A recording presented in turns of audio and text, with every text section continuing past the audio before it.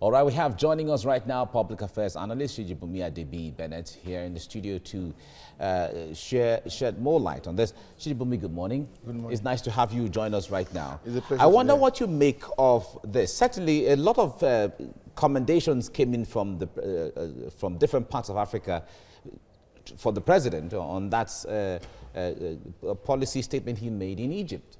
But back home here, there are reactions. People and Nigerians are taking it differently. What are you hearing and what do you think? Yes, from a general perspective and from an African mindset, it's a laudable initiative. It's a good policy.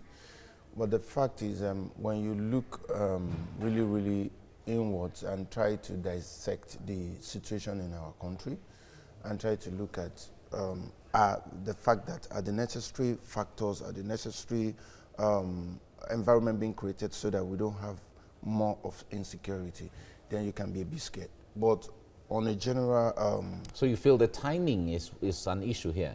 Not just about the timing, it's about even our preparedness. Is an issue here? Not just about the timing, it's about even our preparedness. Let me put it like that, because every country that wants to really move forward does things like this. Why the UAE economy and everything skyrocketed was because they made immigration and travel easier. They made it easy for people to come in. Yes, so the first... Rwanda has done the same thing. From Kenya, every part of the world. Yeah. So if you want to go on holiday, you don't want stress. So the first place that comes to your mind is Dubai. Right. But when you get into Dubai today, from the point you get in, biometrics and everything, so if you mess up, you are fished out. So, but there's proper data system. Data system. Do we have all those things in place?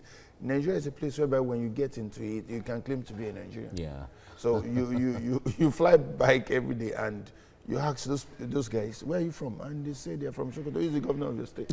Just, question them a bit, then you realize that these guys are from Chad, they're from Niger. But everybody is claiming one state or the other. So the thing is, it's a good initiative, but because we're always very hasty, we don't take things into proper perspective. I think it also calls for caution. I love the fact that the new Interior Minister is doing a lot in terms of policies and everything to just make sure that, okay, we can see life in that ministry. We can even feel it.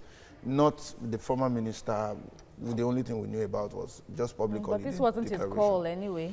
This decision to enhance the visa policy now for people coming in wasn't his policy, wasn't his call. It was the president that made that announced the decision in Egypt.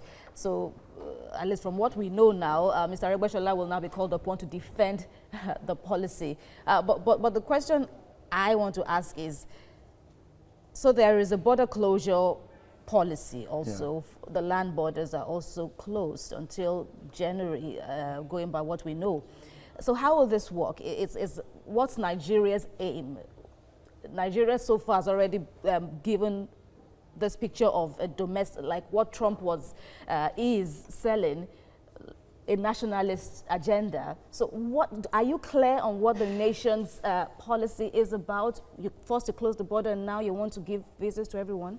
Yes, I think they're somehow related, but they're very, very different from each other. Border closure doesn't really have anything to do with travel, because I know Nigerians go to Ghana, go to Benin Republic, go to, ECOWAS, our neighbors, every day, and they've not been stopped.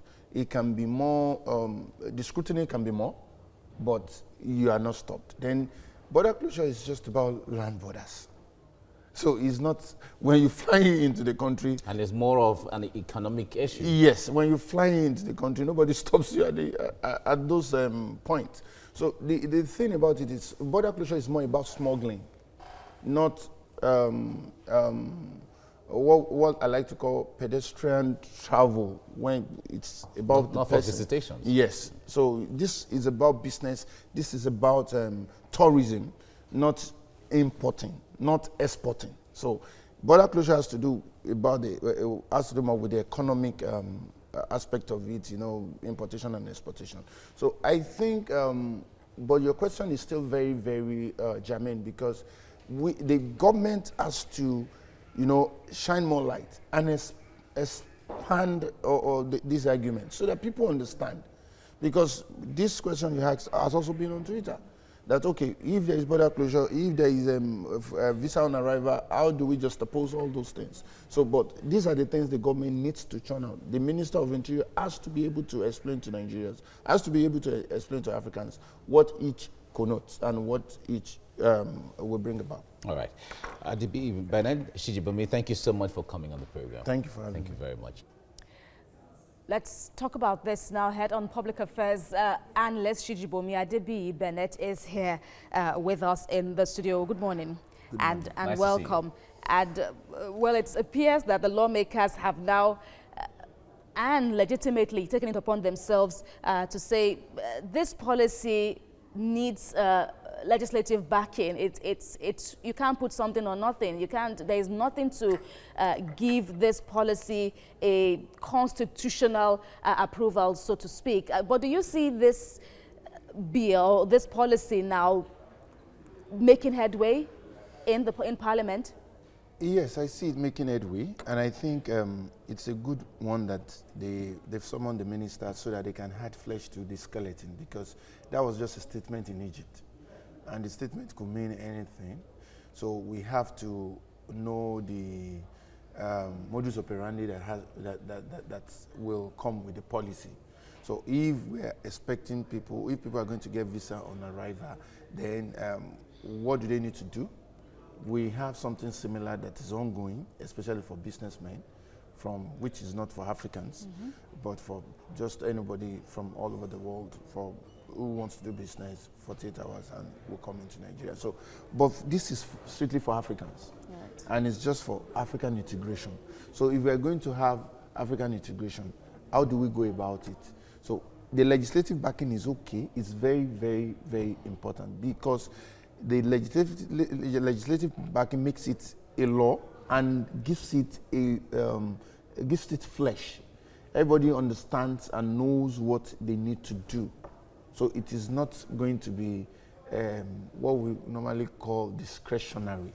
So it won't be on any minister or any immigration officer to now say, I will allow you in or I won't allow you in. So we all know what. So there's clarity. There's clarity, yes. All right. Now, in all of this, I wonder, a lot of people say, well, it's a good thing for Africa, but let's bring it back home to Nigeria. What does Nigeria stand to benefit from a visa on arrival policy, for instance? A lot. Okay. Because people can now, tourism, number one, will be enhanced. People come in, and for me, there's so many, we're not even selling that. There's so many lovely sites in Nigeria, even in Lagos. I saw a picture of Lakapa in Tropicana yesterday, and I was like, I need to visit this place. Badagry is there, even within Lagos, not to talk of outside Lagos. Then you look at the commerce aspect of it. So if I wake up in Rwanda, for example, from Botswana, I read something on the internet and I really want to get to Nigeria. As a businessman, in 48 hours, I can do what I need to do, get into Nigeria. See for myself, it will reduce fraud, it will reduce so many other things. So people get it easier to get into your country and to get out. Just like the way we get into Dubai and get out. So without having any issues. So commerce, tourism, everything will be enhanced. But there are concerns from a lot of people who feel that Nigeria, apart from South Africa, Nigeria is the next place many Africans would like to go. When it comes to, okay, life is better. We complain, okay, a lot of things are not the way they're supposed to be. But if you compare to other African countries, Nigeria is still far, far, far off, better off than some of these countries. A lot of people feel that it's going to be a place where other Africans will come and hide and dump and then not go back. And then constitute some security challenges. That's the problem. That's why, initially we're talking about doing the necessary things before you now do it. Because January is just by the corner. So I've not seen anything we put in place. Very lovely initiative, but I've not seen anything we have put in place to mitigate against insecurity. So because border closure was about infiltration of arms, now we're allowing people to come. So what we call what's this word again, where people spy into your country, can even happen with this. So we don't do biometrics. I don't know if they do now, but the last time I was out of the country was last year. So, and there was no capture, there was nothing. And people that come into the country, do we do biometrics? How do we get there? Do we even have data? So all these things have to be put in place so that some other African nationals, nationals, don't get into our country to and they're registered citizens. Yes. But by and large, you've said that it has economic benefits looming for the country. My attention, though, would be on the immigration and all the worries here and there. You've also talked about, security, but the question remains, how soon can all these be put in place now before this policy becomes implemented? The challenge with us is we react a lot. So I think the only thing we're going to be doing, which is clear now, because the policy is going to start in January, is to now respond as the challenges face us. But I think if we were more serious, we will have thought about it. The Senate will have done what they are just summoning. The National Assembly will have done what they're just summoning the Interior Minister for now. So everything will have had flesh. Done what they're just summoning the Interior Minister for now. So everything will have had flesh.